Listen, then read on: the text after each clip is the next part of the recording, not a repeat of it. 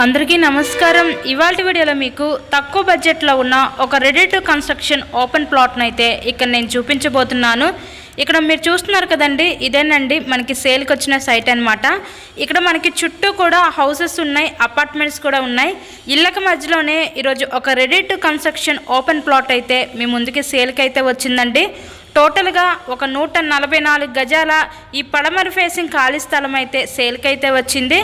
So ఇక్కడ మనకి 144 గజాల ఈ స్థలం కాస్ట్ ఇక్కడ మనకి కేవలం 20 లక్షలకే సేల్కి అయితే ఉందండి.